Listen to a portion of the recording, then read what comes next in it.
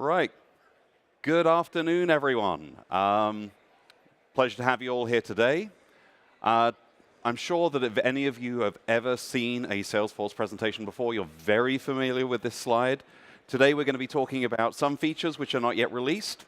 So please make sure that your purchasing decisions are based on currently shipping features and functionality. Now, today, we're going to be talking about two new features that we've introduced with the REST API called Collections and Mass Operations. My name is Kevin Rakowski. I'm a product manager at Salesforce focused on the enterprise APIs. So all of those APIs which are responsible for interacting with data on the Sales Cloud environment. Now, most organizations today are in the middle of a digital transformation, and IT is really in the middle of all of that. Both customers and employees expect experiences which are connected across multiple devices, multiple sources of data. The landscape that these experiences are built on top of are broad and complex, and bringing all of those together in the way that our customers and our employees expect is a challenge. Now, at Salesforce, we aim to provide the most scalable, most robust platform for you to build these transformative digital experiences. And we do this through providing a multi-layered approach with multiple ways of interacting with your data through extensible APIs. We provide you three key ways that you can integrate your data. First of all, through data virtualization. So these are sort of like point-and-click ways of being able to incorporate your data into the Salesforce environment.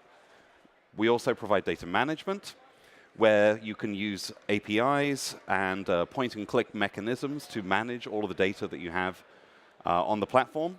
And then lastly, we have an event-driven architecture where you can focus on your business logic and utilize triggers to notify you of precisely what's going on in your data environment.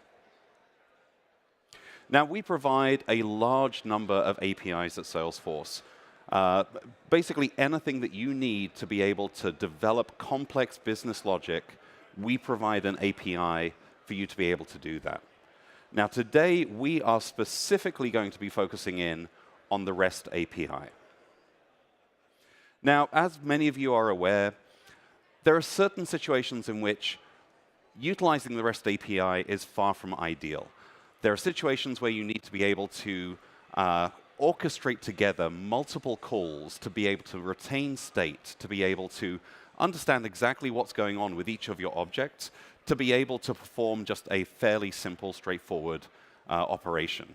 Now, if we look at this example here, we have 10 different calls just to be able to create a couple of accounts, add a contact, and then have a look at whether or not there are any cases or tasks associated with those. So for these sort of scenarios, we really need a composite API. Now, a composite API is something that allows us to bring together multiple existing API functions in one single endpoint. It allows us to be able to orchestrate those so that the responses from one call can be looped back into the second call so that you can actually create and populate objects with one request. So let's take another look at this example that we had. Now, previously, we utilized 10 individual REST API calls to create and query those objects. Through the use of a composite endpoint, we can loop all of those together into one single call. So you can see how this provides us a great deal of improvement in efficiency. Now, there were three existing composite resources on Salesforce prior to Spring. These are the composite resources itself, which allows you to pull together individual REST requests into one single endpoint. The batch composite request, which allowed you to do up to 25 operations within one single call. And then lastly, the S-object tree composite resource, which allowed you to create a complex parent-child nodal relationship using, again, a single API call. Now, recently, starting in spring, we've introduced 2 new composite endpoints, notably collections, which we introduced with our spring release. Collections allows you to put together 200 individual S-objects within a single call, as you can do with SOAP today. And we really anticipate that this is a way for a lot of you who are using and developing with SOAP to be able to migrate across to more modern REST implementations.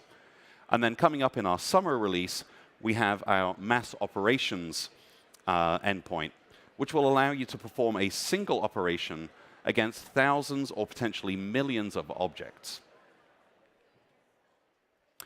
So let's take a quick look at these two, and then we'll move from that into a demo where we can show exactly how these would be utilized. Now, with collections, we're really trying to address the lack of parity that we had between the REST APIs and the SOAP APIs.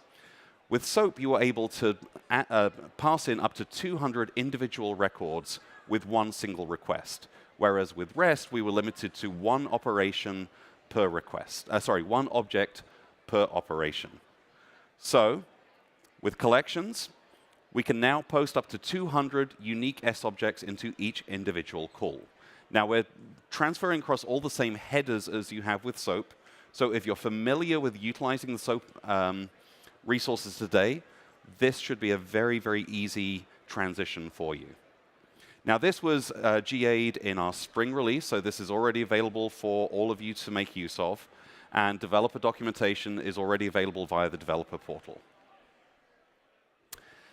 Mass operations is something that we're going to be introducing in our next release to address a fairly common pain point that we heard from our customers. Namely, that they had an extremely large number of objects that they wanted to perform a simple, single operation against. So, for example, let's say that you wanted to change the owner on a large number of accounts. Or, if we were in a situation like this and we're at Trailhead and we wanted to make sure that every single attendee here was able to get a Trailhead badge just for attending. These are the sort of situations where the use of a mass operations API allows us to make one call, perform one operation against all of those individual records.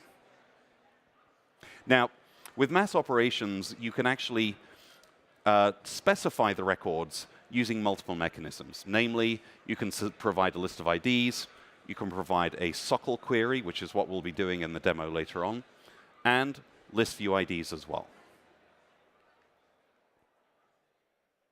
So let's transition across into our demo. Now, we're going to look at a fairly simple use case here. Namely, we're going to change some accounts for trailblazer.co. Now, currently, Bob is the account owner for a large number of records with Trailblazer Co. However, he's going to move across into another role, and we need to make sure that those very important accounts that he's been looking after up until this point get handled appropriately. And so consequently, we want to make sure that for every single account that Bob is the owner for, we're now going to transition that across to Alice. And now let's try and bring that up. Thank you very much.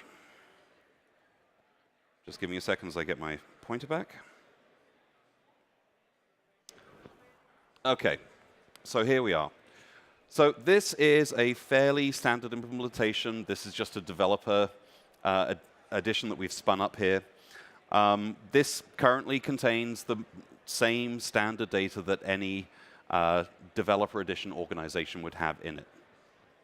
So if we go to accounts, and we have a look at all of the accounts, we've got a very limited amount of data in here right now. But you can already see Alice has at least one account underneath her name. Now, the first thing that we're going to do is to leverage the S-object collections endpoint to populate just some sample data into the accounts for us to actually transition across. So here, as you can see, we've got the S-objects endpoint underneath composite. We're going to do a post operation. I've populated the request body with a limited amount of information. Now here, we're just going to do 20 demo accounts, but you can do up to 200 using the collections and using the collections endpoint. So really, we're just using a limited amount of data for this example. And then as we, OK, demos always go wrong.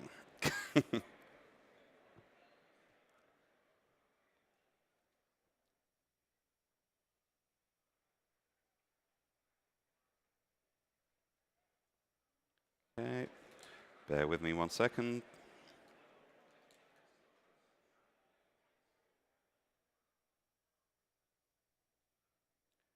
And there we go. Let's execute that. And there we go. We can see that we've got the response back already. Using Workbench here, we can just click into that, or we can look at the raw response and see the responses back that we get here in a JSON formatted object.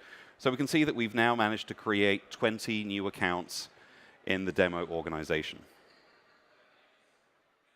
Now, if we refresh this view over here, then we can see that we've created these 20 objects here, and currently each one of these objects is owned by Bob. So when we created the objects, we made sure that we were setting the account the owner ID at the same time as we were creating the account. Now what we're going to do is we're going to go in and use the mass operations API to change all of those owners across. Now again, because this is a lovely canned demo, I've pre-populated everything here.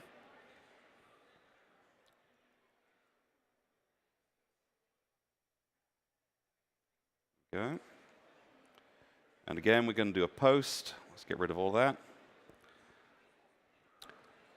And if I open this up for us, and if you're able to see that, you can see that what we're doing with this particular request is we're making a SOQL query. We're selecting the ID and the name from all of the accounts where Bob is currently listed as the owner. So we're going to pull all of those records out, and we're then going to use that to create an expanded array where we will change the owner ID on all of those records, which is what we do here. And you can see here, looking at this, that this is something that we call a chunk template. This is a way of defining exactly how that's going to be expanded out in the full request. Now, if we execute that, there we go. Mass response, item 1, 200, everything's looking good. If we go into the raw response, again, everything looking good. And you can see here that the JSON object that we have in the response actually gives us the status for each of the individual accounts that we've updated as a result. And now, if we go back into accounts and we do a refresh, you can see that all of those accounts that we previously had listed underneath Bob, we now have listed underneath Alice. And so really, this is a very simple and straightforward way for you to be able to make one API call and update potentially thousands or millions of records. Now, with mass operations, we have both a synchronous and an asynchronous version, which will be available. Synchronous will allow you to perform operations on up to 2,000 records, whereas the asynchronous, we're still having to sort of determine exactly what the upper limit would be on that, but potentially millions of records with one single call. And if we just switch back finally to the slide deck so that we can provide you with some additional resources.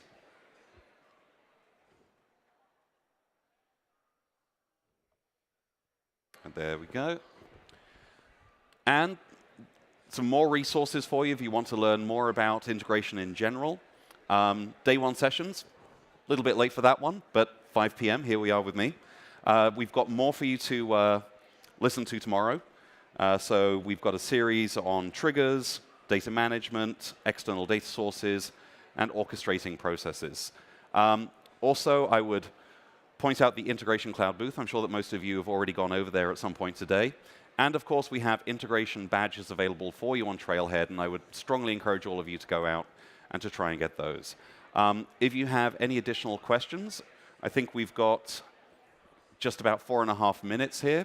If you don't want to actually sort of shout out a question in front of the rest of the audience, I'll be here and available to speak afterwards. Thank you very much. Cheers. OK, so we do have a question.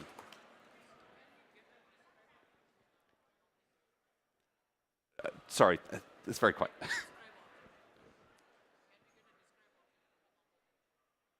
Can you get a describe object from the composite?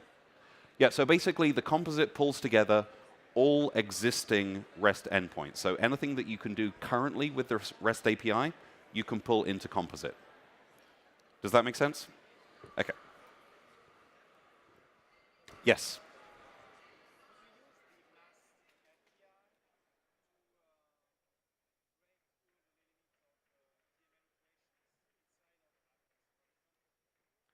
So you're asking if you can use the Mass Operations API to get around the limits of...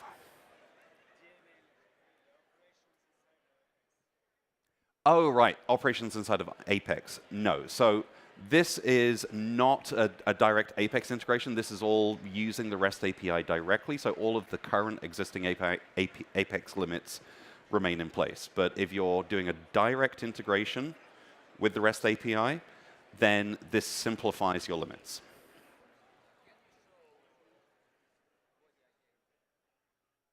Sorry, could I show?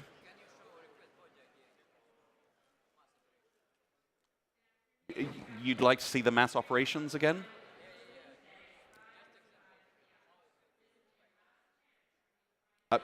Sorry.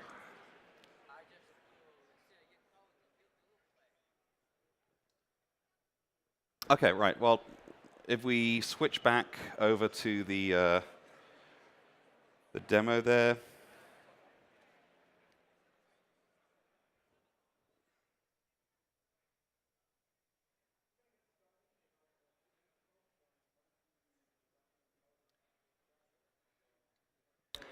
Right, so if we go back, so this is what we've got with the Mass Operations API, so the raw response you can see here. So what we did with this particular query. There you go. So as you can see, that query is a SOCL query.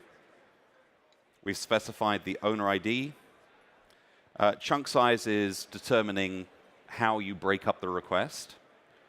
And we have provided here precisely what it is that we're looking to do. So what is the operation you're looking to perform and using which method. And then this thing here, the chunk expansion as array, this is leveraging this chunk template. So basically, when you're trying to perform an operation, what you say is, what is the match condition, essentially? So that's like your list of IDs, or that's your SOCL query. And then what is the operation that you're performing on those matches? And so basically, this whole area here, the second part, this is all about which particular operation you're performing. OK, no problem. OK, we're running out of time here, but I will be down here, and I'll be able to answer your question. Great, thanks very much.